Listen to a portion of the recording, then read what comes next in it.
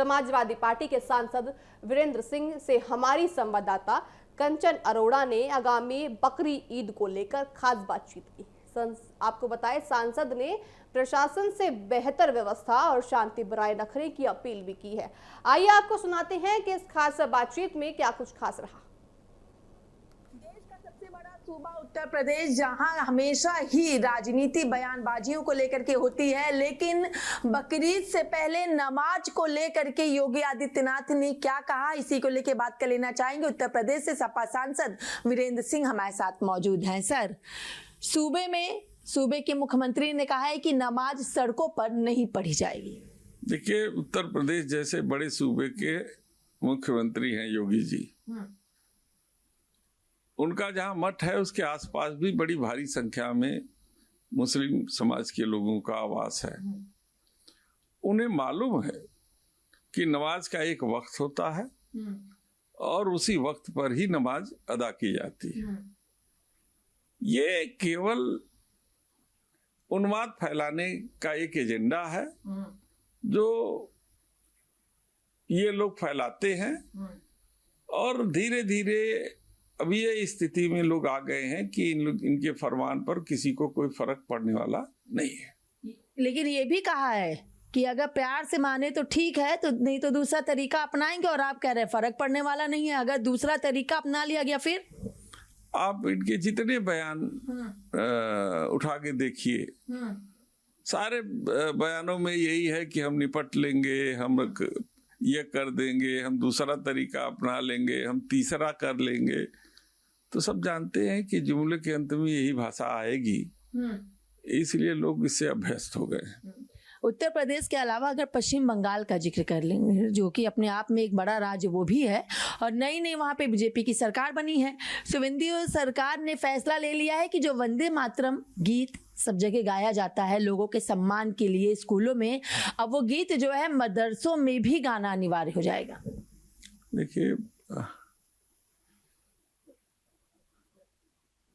ये भेड़ युग है। एक भेड़ आगे चलती है, सारी भेड़ें पीछे पीछे चलती हैं। कहने का तात्पर्य क्या है कि जो ऊपर का मुखिया जिस रास्ते पे चलेगा उसी रास्ते पर सूबे के सभी मुख्यमंत्री का बयान आएगा। उसी के क्रम में शुभेंदु अधिकारी का भी बयान है, क्योंकि अभी जुमा एक महीने भी नहीं हुए, तो बेचारे विकास की बात कर क्या सकते हैं, तो कुछ न कुछ तो बयान देने की बात होगी ना। तो यानी ये सरकार को लेके नॉर्मल आपने जिक्र किया है। सवाल ये है कि नया मुल्ला प्याज बहुत काटता है, कहावत है।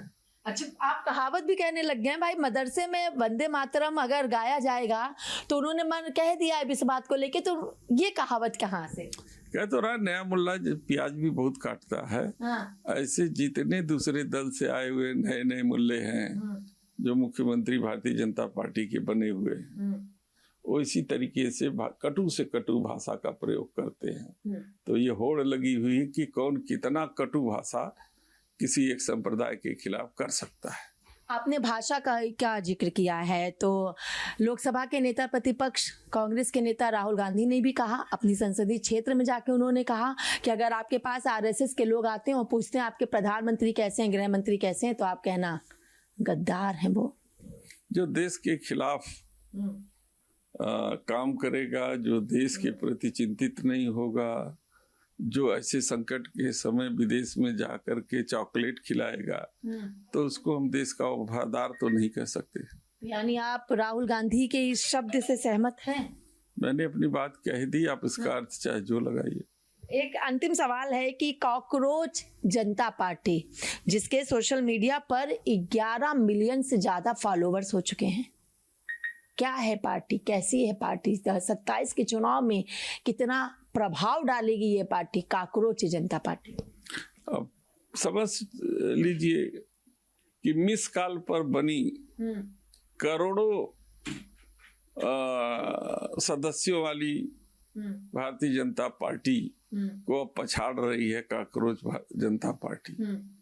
तो आप सोच लीजिए कि किसका विकल्प कौन बन रहा है।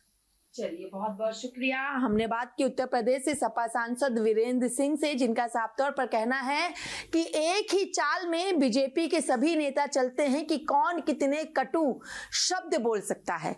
वीडियो जर्नलिस्ट हिमांशु यादव के साथ में कंचन अरोड़ा, TV7 भारत, दिल्ली।